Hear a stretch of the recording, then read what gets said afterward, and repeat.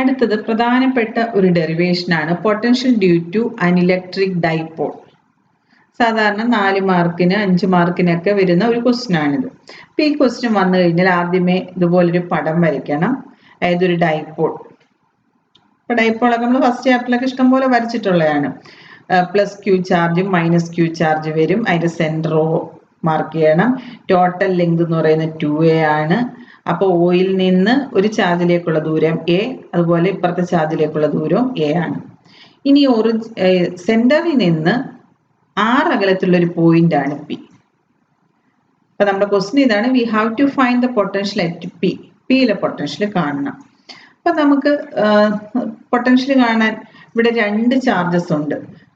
Plus Q charge മൂലമുള്ള potential ആദ്യം കാണണം. പൊട്ടൻഷ്യലിന്റെ ഇക്വേഷൻ നമുക്കറിയാലോ, ഡെറിവേഷൻ നമ്മൾ പഠിച്ചതാണ്. 1/4 B = 1/4πε0 Q/R1. ഇവിടെ ഡിസ്റ്റൻസ് R1 ആണ്. അതുപോലെ രണ്ടാമത്തെ charge മൂലമുള്ളത് V = 1/4πε0 - Q/R2.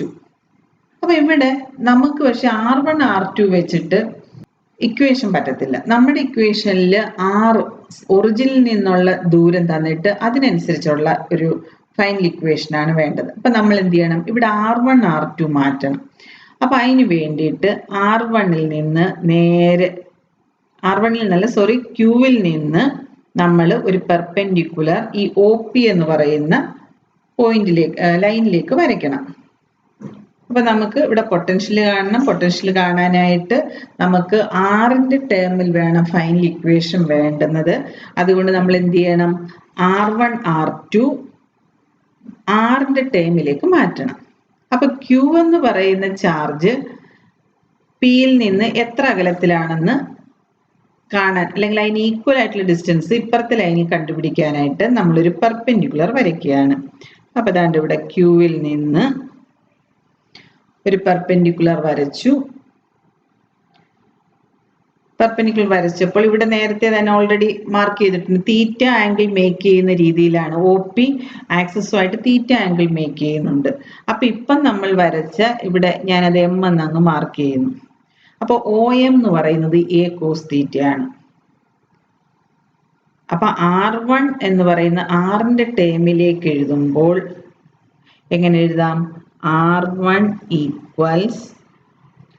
R - A cos θ. ഇനി അടുത്തത് ഞാൻ -Q Pയും തമ്മിലുള്ള ദൂരം R2 ആണ്. അതും ആറിന്റെ ടേമിലേക്ക് കൊണ്ടുവരണം. അപ്പൊ അവിടെ നമുക്ക് ഇങ്ങോട്ട് ഇച്ചിരി എക്സ്റ്റെൻഡ് ചെയ്യേണ്ടതുണ്ട്. എക്സ്റ്റെൻഡ് ചെയ്തിട്ട് നമ്മൾ ഇവിടെ പെർപെൻഡിക്കുലർ വരച്ചു. ഇപ്പുറത്തെ ആംഗിൾ തീറ്റ ആയതുകൊണ്ട് ഈ ആംഗിളും തീറ്റയാണ്. അപ്പൊ നേരത്തെ പോലെ A cos θ ആണ് ആ സൈഡ് വരുന്നത്. അപ്പം ഇവിടെ എക്സ്ട്രാ R2 എന്ന് പറയുന്ന ആറിൻ്റെ കൂടെ ഒരു A cos θ കൂടെ ആഡ് ചെയ്യണം. അപ്പൊ നമുക്ക് പടത്തിന്റെ സൈഡിൽ തന്നെ എഴുതിയിടാം, R2 = R + A cos θ. കണ്ടോ, ഇത് ആദ്യമേ അങ്ങ് എഴുതിയിടണം. ഇത് എഴുതിയിട്ടാൽ തന്നെ വലിയ ഒരു കൺഫ്യൂഷൻ നമുക്ക് ഒഴിവാകും. അപ്പൊ R1 R2 ഇവിടെ ഇങ്ങനെ ഒരു സബ്സ്റ്റിറ്റ്യൂഷൻ ചെയ്യണമെന്ന് നമുക്ക് മനസ്സിലാകും. ഇനി നമുക്ക് നേരെ ഓരോ സ്റ്റെപ്പായിട്ട് ടോട്ടൽ പൊട്ടൻഷ്യൽ കണ്ടുപിടിക്കാനായിട്ട് പോവാണ്. അപ്പൊ ടോട്ടൽ പൊട്ടൻഷ്യൽ എന്ന് പറയുന്നത് V = ആദ്യം നമുക്ക് പ്ലസ് ക്യൂ ചാർജ് മൂലമുള്ള എടുക്കാം. 1/4πε0 Q/R1 പ്ലസ് അടുത്തത് 1/4πε0 - Q/R2. ഇനി കോമൺ ആയിട്ടുള്ളതെല്ലാം പുറത്തേക്ക് എടുക്കുന്നു. Q രണ്ട് ടേമിലും ഉണ്ട്. അപ്പൊ Q/4πε0 1/R1 - 1/R2.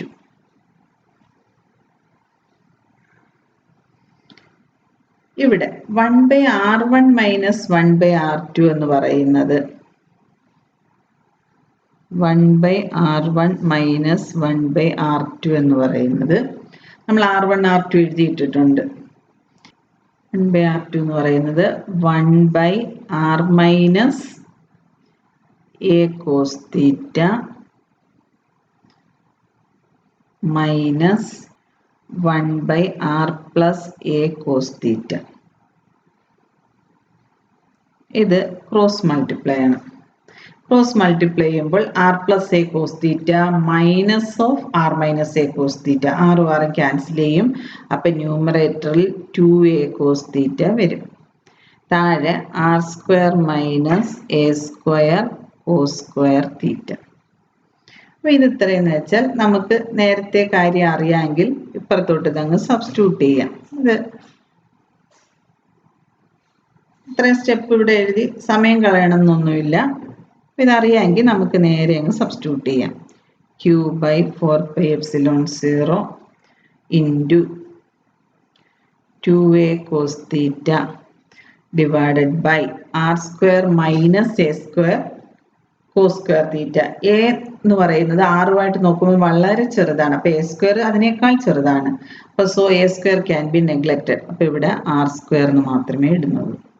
is equal to 1 by 4πε0 p cos theta by r square. p എന്ന് പറയുന്നത് q into 2a dipole moment ആണ്. അപ്പോൾ അത് ഇങ്ങോട്ട് മാറ്റി എഴുതണം. എൻ്റെ reason since p is equal to q into 2a അത് കൊടുക്കണം. അതുപോലെ r square is so much greater than a square. So r square minus a square is equal to r square minus a square cos square theta is approximately equal to r square. അങ്ങനെ രണ്ട് substitution നമ്മളിവിടെ ചെയ്യുന്നുണ്ട്. അപ്പം ഇതിനകത്ത് ഈ ഒരു question വന്നാൽ ആദ്യമേ നിങ്ങൾ വളരെ നീറ്റായിട്ട് പടം വരയ്ക്കണം. പടം വരയ്ക്കുമ്പോൾ അവിടെ ഈ പറഞ്ഞ കണക്ക് R1 R2 ആറിൻ്റെ ടേമിലേക്ക് ആദ്യമേ മാറ്റി എഴുതണം. R1 equals R minus a cos theta, അതുപോലെ R2 is equal to R plus a cos theta. എന്നിട്ട് രണ്ട് പൊട്ടൻഷ്യൽ പ്ലസ് ക്യൂ ചാർജിന് മൈനസ് ക്യൂ ചാർജിന് എഴുതി നേരെ ആഡ് ചെയ്ത് കഴിഞ്ഞാൽ നമുക്ക് ഫൈനൽ ഇക്വേഷൻ കിട്ടും. അതായത് V is equal to 1 by 4πε0 p cos theta by r square. Correct പറഞ്ഞാൽ വെക്റ്റർ നൊട്ടേഷൻ ഉപയോഗിച്ച് എഴുതുകയാണെങ്കിൽ ഇവിടെ വെക്റ്റർ സൈനൂടെ കൊടുക്കണം. Vector p into cos theta by r square ആണ്. അപ്പോൾ ഈ ഇക്വേഷനിൽ നിന്ന് നമുക്ക് ഒന്ന് രണ്ട് കാര്യങ്ങൾ ശ്രദ്ധിക്കേണ്ടതുണ്ട്. അപ്പോൾ നമ്മുടെ ഇക്വേഷൻ എന്ന് പറയുന്നത് electric potential due to a dipole എന്ന് പറയുന്നത് എന്താണ്? V is equal to 1 by 4πε0 p cos theta by r square ആണ്. അപ്പോൾ കണ്ടോ, ഈ പൊട്ടൻഷ്യൽ എന്ന് പറയുന്നത് എന്തിനെയൊക്കെ ഡിപ്പെൻഡ് ചെയ്യുന്നു? ഡൈപോൾ പൊട്ടൻഷ്യൽ എന്ന് പറയുന്നത് ഡൈപോൾ മൊമെന്റിനെ, വെക്റ്റർ ഡിസ്റ്റൻസ് ആറിനെ, അതുപോലെ വെക്റ്റർ ഡിസ്റ്റൻസും പിയും തമ്മിൽ മേക്ക് ചെയ്യുന്ന ആംഗിൾ തീറ്റയാണ് അതിൻ്റെ കൊസൈനെ. ഇത്രയും കാര്യങ്ങൾ ഡിപ്പെൻഡ് ചെയ്യുന്നുണ്ട്. അപ്പോൾ സാധാരണ ആക്സിൽ ലൈനിലാണെങ്കിൽ, അതായത് ഡൈപോളിൻ്റെ അതേ ഓറിയൻറ്റേഷനിൽ, ആക്സിസിൻ്റെ അതേ ഇതിൽ ഇവിടെ നേരെ താഴേക്കും മുകളിലോട്ടുമാണ് വരുന്നതെങ്കിൽ അവിടെ എന്ന് പറഞ്ഞാൽ കോസ് 0 ആ സെയിം ലൈനിൽ തന്നെയാണെങ്കിൽ ഒന്നെങ്കിൽ തീറ്റ 0 ആയിരിക്കും, അല്ലെങ്കിൽ 180 ഡിഗ്രി ആയിരിക്കും. അപ്പോൾ അതനുസരിച്ച് വിയുടെ value plus or minus 1 by 4πε0 p by r square ആണ്. തീറ്റ 0 വന്നാൽ പ്ലസ് വാല്യൂ, അതുപോലെ 180 വന്നാൽ മൈനസ് വാല്യൂ ആയിരിക്കും. അതേസമയം ഇങ്ങനെ പെർപെൻഡിക്കുലർ ലൈനിൽ, ഇക്വറ്റോറിയൽ ലൈനിലാണെങ്കിൽ അവിടെ തീറ്റ 90 ഡിഗ്രി ആണ്. അപ്പോൾ കോസ് 90 നമുക്കറിയാം 0 ആണ്. അപ്പോൾ പൊട്ടൻഷ്യൽ അവിടെ 0 ആണ്. അതുപോലെ സാധാരണ potential V is equal to 1 by 4πε0 q by r ആണ്. പക്ഷെ ഇവിടെ r സ്ക്വയറിനനുസരിച്ചാണ് പൊട്ടൻഷ്യൽ ചേഞ്ച് ചെയ്യുന്നത്. ഇങ്ങനെ കുറേ കാര്യങ്ങൾ നമുക്ക് ഇക്വേഷനിൽ നിന്ന് കിട്ടും. അതുപോലെ തന്നെ ഡൈപോളിന്റെ കേസിൽ എയുടെ വാല്യൂ എപ്പോഴും ഈ r ഡിസ്റ്റൻസ് വെച്ച് നോക്കുമ്പോൾ വളരെ ചെറുതായിരിക്കും. അതുകൊണ്ട് ഒട്ടുമിക്കവാറും ഈ ഇക്വേഷൻ തന്നെ നമുക്ക് അപ്ലൈ ചെയ്യാം. പക്ഷെ ചെറുതല്ലാത്ത ചില സിറ്റുവേഷൻ എടുക്കുമ്പോൾ, പ്രോബ്ലം ഒക്കെ ചെയ്യുമ്പോൾ ചിലയിടത്ത് ഈ പറഞ്ഞ ആർ സ്ക്വയർ മൈനസ്, നമ്മളിവിടെ എലിമിനേറ്റ് ചെയ്ത് കളഞ്ഞില്ലേ, R square minus A square cos square theta എന്നുള്ള ആ ഒരു ടേം കൂടെ ഇടേണ്ടി വരും. ഒട്ടുമിക്കവാറും കേസുകളിൽ നമുക്ക് നെഗ്ലിജിബിൾ ആണ്, അവിടെ കളയാവുന്നതാണ്. അപ്പം ഇതാണ് വളരെ പ്രധാനപ്പെട്ട ഒരു ഡെറിവേഷൻ ആണ്. എന്താണ്? Derive potential due to an electric dipole. V is equal to 1 by 4πε0 p cos theta by r square. Potential due to a uniformly charged spherical shell. ഇത് സാധാരണ പ്രോബ്ലം ആണ് കൂടുതലായിട്ട് വരാറുള്ളത്. അതായത് ഒരു സ്പെറിക്കൽ ഷെല്ലിലേക്ക് ചാർജ് കൊടുത്തിരിക്കുകയാണ്. അതാണ് ഈ പടം കാണിച്ചിരിക്കുന്നത്. ക്യാപിറ്റൽ ആർ റേഡിയസ് ഉള്ള ഒരു സ്പെറിക്കൽ ഷെല്ലാണ്. അതിലേക്ക് ചാർജ് കൊടുത്തു. അപ്പോൾ യൂണിഫോം ആയിട്ട് ചാർജ് ഡിസ്ട്രിബ്യൂട്ട് ചെയ്യപ്പെട്ടു. അതിൽ നിന്ന് അതിന്റെ സെന്ററിൽ നിന്ന് സ്മാൾ ആർ അകലത്തുള്ള പോയിന്റിൽ പൊട്ടൻഷ്യൽ കാണണം. അപ്പം നമ്മൾ ആദ്യത്തെ ചാപ്റ്ററിൽ പഠിച്ചായിരുന്നു electric field due to a spherical shell E = 1/4πε0 Q/r². അതായത് ഈ ചാർജിന്റെ സെന്ററിൽ സ്പിയറിന്റെ സെന്ററിൽ ചാർജ് ഇരിക്കുന്ന പോലെയാണ് അത് ആക്ട് ചെയ്യുന്നതെന്ന് പറഞ്ഞു. അപ്പൊ ശരിക്കും പറഞ്ഞാൽ ഈ Q ചാർജ് സെന്ററിൽ ഇരിക്കുകയാണ്. അതിൽ നിന്ന് R അകലത്തുള്ള പൊട്ടൻഷ്യൽ നമ്മൾ ആദ്യം ഡിറൈവ് ചെയ്താണ്. എന്താണ്? V = 1/4πε0 Q/r. ഇതാണ് ഔട്ട്സൈഡിലുള്ള ഏത് പോയിന്റ് എടുത്താലും ആ ഡിസ്റ്റൻസ് വെച്ച് നമുക്ക് ഇക്വേഷൻ എഴുതാം. പൊട്ടൻഷ്യൽ ഡ്യൂ ടു പോയിന്റ് ചാർജിന്റെ സെയിം ഇക്വേഷൻ ആണ്. ഇനി സർഫസിലാണെങ്കിലോ അങ്ങനെയാണ് സ്മാൾ ആർ ക്യാപിറ്റൽ ആറിലേക്ക് മാറ്റണം. 1/4πε0 Q/R. അത് ഒരു കോൺസ്റ്റന്റ് ആണ്, കാരണം ക്യൂവും ക്യാപിറ്റൽ ആറും അവിടെ കോൺസ്റ്റന്റ് ആണ്. ഇനി ഇന്റീരിയറിൽ എന്താണ്? ഇന്റീരിയർ ഇലക്ട്രിക് ഫീൽഡ് 0 ആണെന്ന് നമുക്കറിയാം.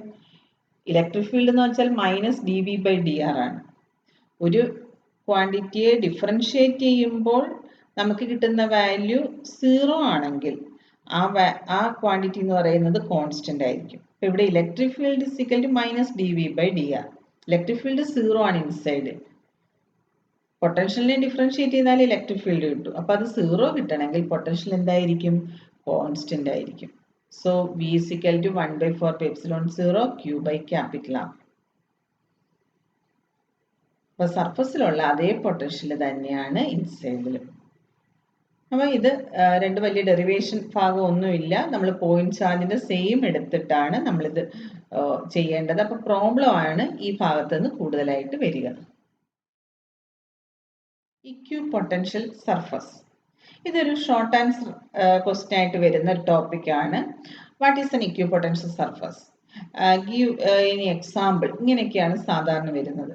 അപ്പൊ ഇക്വിപൊട്ടൻഷ്യൽ സർഫസ് എന്താണെന്ന് മനസ്സിലാക്കാൻ എന്താണ്ട് അതിനകത്ത് ഹെഡിങ്ങിലെ പേരിൽ തന്നെ ഉണ്ട് ഇക്വിപൊട്ടൻഷ്യൽ, ഈക്വൽ പൊട്ടൻഷ്യൽ ഉള്ള സർഫസ് എന്നാണ് മീനിങ്. അപ്പം എല്ലാ പോയിന്റിലും ഒരു സർഫസിൽ പൊട്ടൻഷ്യൽ സെയിം ആണ്, എന്ന് വെച്ചാൽ കോൺസ്റ്റന്റ് ആണ് എങ്കിൽ ആ സർഫസിനെ നമുക്ക് എന്തെന്ന് വിളിക്കാം? ഇക്വിപൊട്ടൻഷ്യൽ സർഫസ് എന്ന് വിളിക്കാം. An equipotential surface is a surface with a constant value of potential at all points on the surface. ഇനി അങ്ങനെ ഒരു സർഫസിനെ ഒരു എക്സാമ്പിൾ വെച്ച് നമുക്ക് പറയാവുന്ന ഒരു മെറ്റാലിക് കണ്ടക്ടർ. അതിലേക്ക് നമ്മൾ ചാർജ് കൊടുത്തു കഴിഞ്ഞാൽ അത് എല്ലായിടത്തും ഈക്വൽ ആയിട്ട് ചാർജ് ഡിസ്ട്രിബ്യൂട്ട് ചെയ്യും. അത് ഈക്വൽ പൊട്ടൻഷ്യലാണ്. അങ്ങനെയുള്ള ഒരു സർഫസിൽ ഒരു പോയിന്റിൽ നിന്നും മറ്റൊരു പോയിന്റിലേക്ക് നമ്മളൊരു ചാർജിനെ മൂവ് ചെയ്യിക്കാൻ എന്ത് വർക്ക് ചെയ്യണം? വർക്ക് ഡൺ എന്ന് പറയുന്നത് യൂണിറ്റ് പോസിറ്റീവ് ചാർജിനാണെങ്കിൽ പൊട്ടൻഷ്യൽ ഡിഫറൻസ് ആണ്. വേറൊരു ചാർജിനെ ആണെങ്കിൽ ആ പൊട്ടൻഷ്യൽ ഡിഫറൻസിനെ Q കൊണ്ട് മൾട്ടിപ്ലൈ ചെയ്താൽ മതി. അപ്പൊ ഇവിടെ പൊട്ടൻഷ്യൽ ഡിഫറൻസ് ഉണ്ടോ?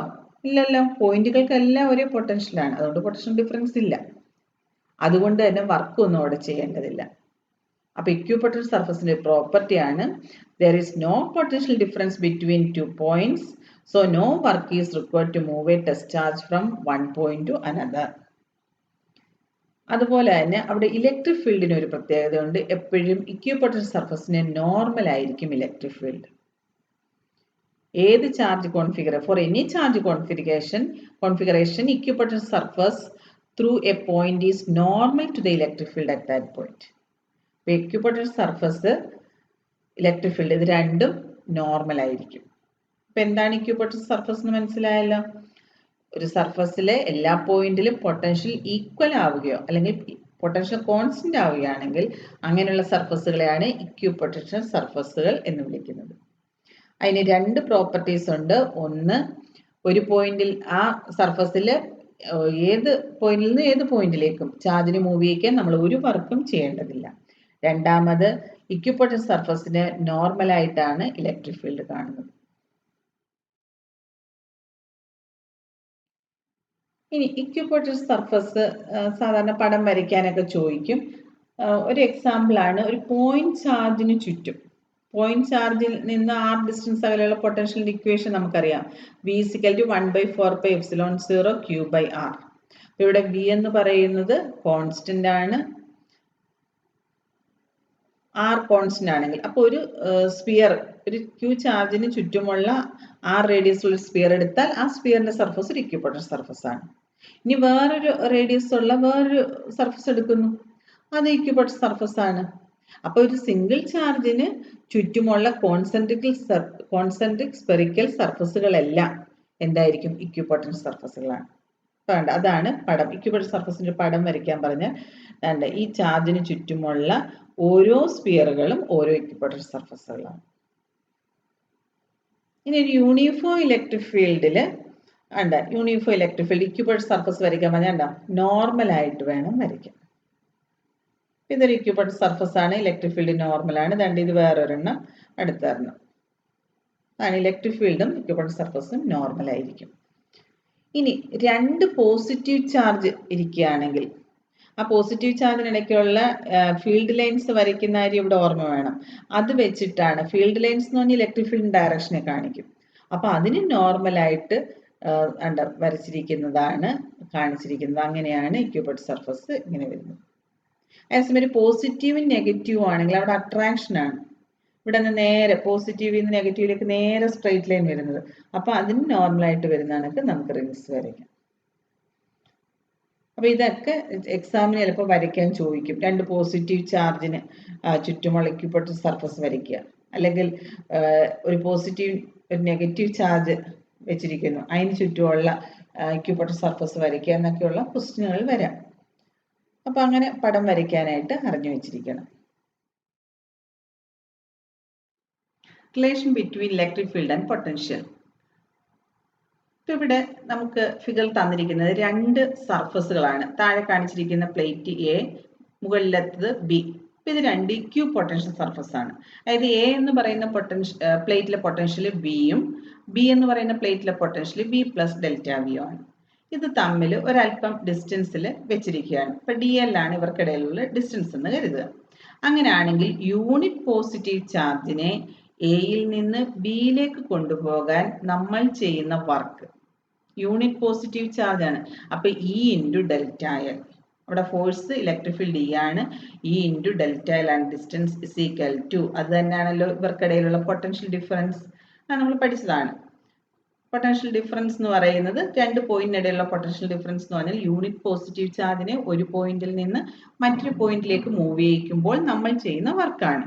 അപ്പൊ ഇവിടെ രണ്ട് പ്ലേറ്റുകൾ തമ്മിലുള്ള potential difference V minus of V plus delta V, that is minus delta V.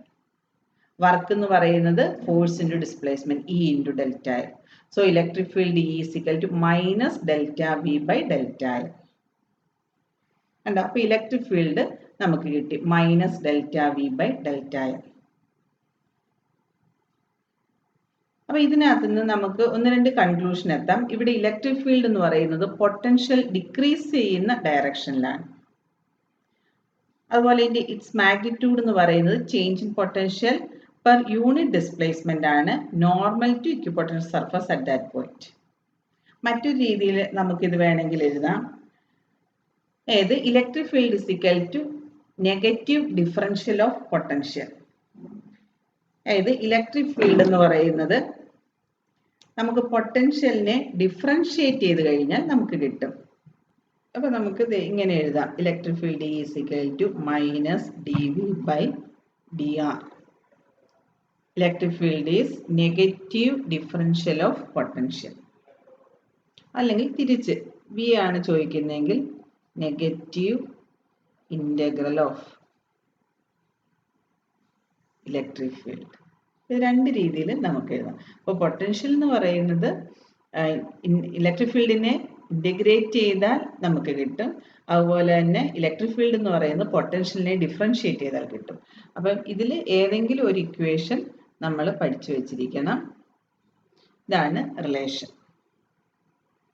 Equipotential surface ആണെങ്കിലാണ് നമ്മൾ നേരത്തെ എഴുതിയ ആ ഒരു റിലേഷൻ നമുക്ക് അപ്ലൈ ചെയ്യാം. ഇനി അടുത്ത് കൊടുത്തിരിക്കുന്ന potential energy of A system of charges ആണ്. നമുക്കറിയാം രണ്ട് ചാർജസ് Q1 Q2 എന്ന് പറയുന്ന രണ്ട് ചാർജസ് R1 ഡിസ്റ്റൻസിൽ ഇരിക്കുകയാണെങ്കിൽ അവിടെയുള്ള പൊട്ടൻഷ്യൽ എന്ന് പറയുന്നത് 1/4πε0 Q1 Q2 by R ആണ്. പൊട്ടൻഷ്യൽ എനർജി, പൊട്ടൻഷ്യൽ എന്ന് പറയുന്നത് 1/4πε0 Q/r, അങ്ങോട്ടേക്ക് വേറൊരു ചാർജ് കൂടെ കൊണ്ടുവരുന്നത്, അതുകൊണ്ടുകൂടെ മൾട്ടിപ്ലൈ ആണ്. അപ്പോൾ ഉള്ളതാണ് പൊട്ടൻഷ്യൽ എനർജി U. അങ്ങനെ ഒരു 3 ചാർജസ് ഇരിക്കുകയാണ്. 3 ചാർജസ് ഇരിക്കുകയാണെങ്കിൽ ഓരോന്നിനിടയിലുള്ള ഡിസ്റ്റൻസ്, ഇപ്പം Q1 Q2 ഡിസ്റ്റൻസ് ഞാൻ ഇവിടെ ഒന്ന് പടം വരയ്ക്കാം. 3 ചാർജസ്, ആദ്യത്തെ Q1, രണ്ടാമത്തെ Q2, മൂന്നാമത്തെ Q3, ഇങ്ങനെ ഒരു സിസ്റ്റം ഇരിക്കുകയാണ്. ഇവർ രണ്ടുപേരും തമ്മിലുള്ള അകലം R12. അപ്പോൾ ഇവർക്കിടയിലുള്ള പൊട്ടൻഷ്യൽ എനർജി എന്ന് പറയുന്നത് 1/4πε0 Q1 Q2/R12. അതുപോലെ ഇതിനിടയിലുള്ള ഡിസ്റ്റൻസ് എന്ന് പറയുന്നത് R13. അപ്പോൾ 1/4πε0 Q1 Q3/R13. അടുത്തത് Q2നും Q3ക്കും ഇടയിൽ R23. 1/4πε0 Q2 Q3/R23. അപ്പം ഈ 3 ചാർജസിൻ്റെ അതൊരു സിസ്റ്റമാണ്. ആ 3 ചാർജസിനെയും കൂടെ ഉള്ള ടോട്ടൽ പൊട്ടൻഷ്യൽ എനർജി എന്ന് പറയുന്നത് 3ഉം കൂടെ ആഡ് ചെയ്യുന്നതാണ്. 1/4πε0 Q1 Q2/R12 പ്ലസ് 1/4πε0 കോമൺ ആയിട്ട് എടുത്തു, Q1 Q3/R13 plus Q2 Q3/R23. ഇതാണ് പൊട്ടൻഷ്യൽ എനർജി. അപ്പോൾ പൊട്ടൻഷ്യൽ, അതുപോലെ പൊട്ടൻഷ്യൽ എനർജി, അതുപോലെ സിസ്റ്റം ഓഫ് ചാർജസിൻ്റെ പൊട്ടൻഷ്യൽ എനർജി, അല്ല ഇലക്ട്രിക് ഫീൽഡും പൊട്ടൻഷ്യലും തമ്മിലുള്ള റിലേഷൻ. അപ്പോൾ ഇത് ഓരോന്ന് ഇക്വേഷൻസ് നന്നായിട്ട് മനസ്സിലാക്കി മനഃപ്പാടമാക്കി വെച്ചിരിക്കണം.